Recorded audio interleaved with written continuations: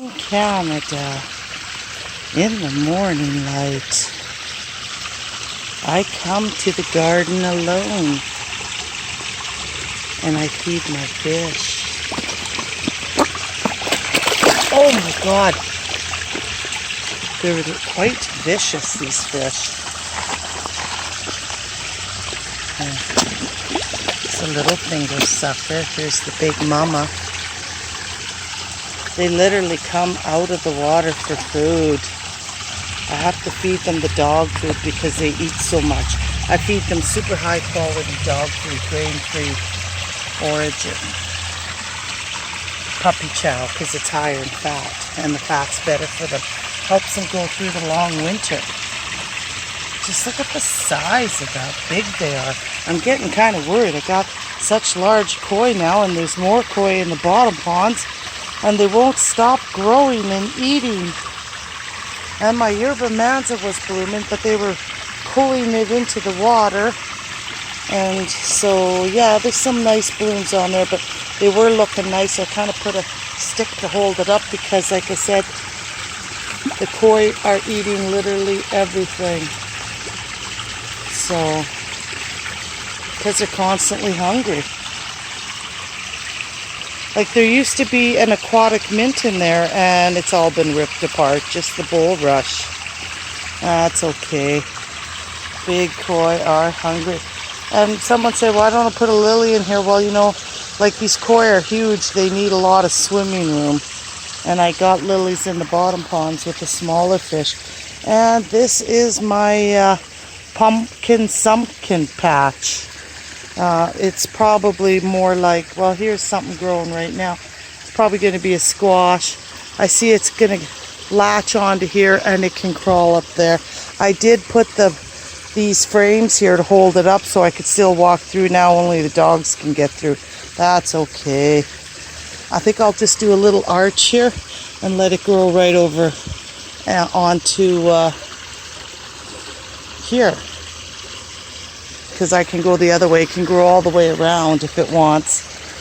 Yeah, so the garden is coming along. Everything's like really overgrown now. Today I'm getting tomatoes, potatoes, squashes. Yeah, and I have mini lights on way over there at night on those squash or pumpkin or patch, whatever you want to call it. We're not sure. Like I said, we collect our own seed, so you never know what you're going to get.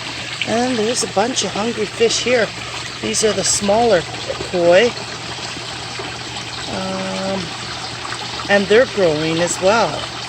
This is the old top pond that I used to only have this one here, but with that big spinning ball, look at all the water movement I get on top. You know, there's a lot of water movement, which is good, right? You want to have water moving on the surface. There's no algae left at all. Once a pond gets balanced and there's just no algae left. Okay, there's one hard to catch big black koi. Feed them, they're all hungry.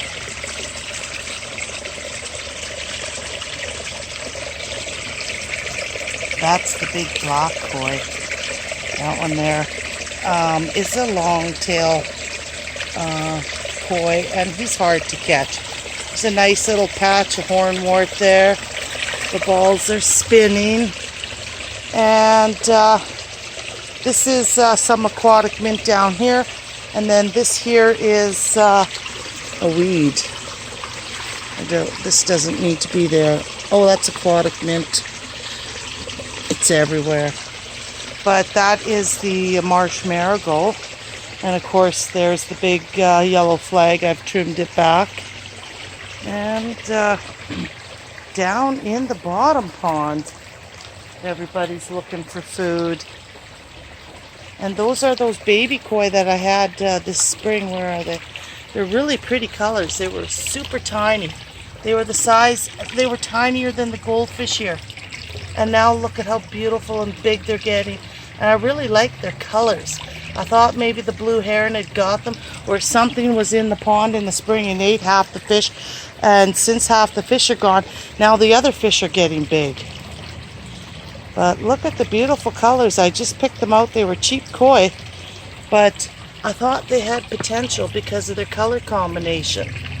So, and then of course there's some mimulus snips that I just stuck in the cracks there. And then I have all these things hanging because it's a deterrent so that the blue heron doesn't come. And it looks really pretty.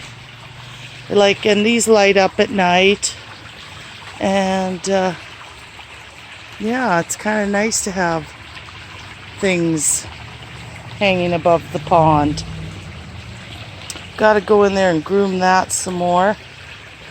And of course there's my favorite place to sit. My gazebo. Yeah, so it's what I do in the garden alone. I look at the fish, I feed the fish. I haven't had a lot of time to spend in here. I've been busy with my mom. Look at this beautiful dahlia. It's got more blooms coming. I don't know why this dahlia isn't blooming. It's growing like 10 times as big, but I don't know why it hasn't bloomed. It should start blooming. They're supposed to bloom.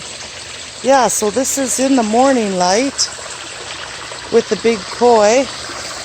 And this is that Polish clematis is starting to really grow onto the cage and everything. It hasn't flowered yet either. And just a little area someone can sit. And yeah, there's the greenhouse. There's not much left in it. Everybody's outside. And there's a couple cherries still left on this tree. They're little cherries. And I've got tomatoes. And the pink stuff is tobacco. I see a cherry right there. Gonna eat it. They're finally getting sweet.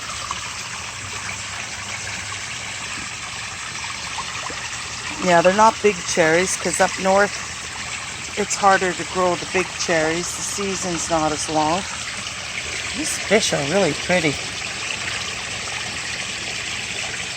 Like some of them over the long hard winter, like in the winter they look so small and they're at the bottom of the pond, and then they puff back up and grow like crazy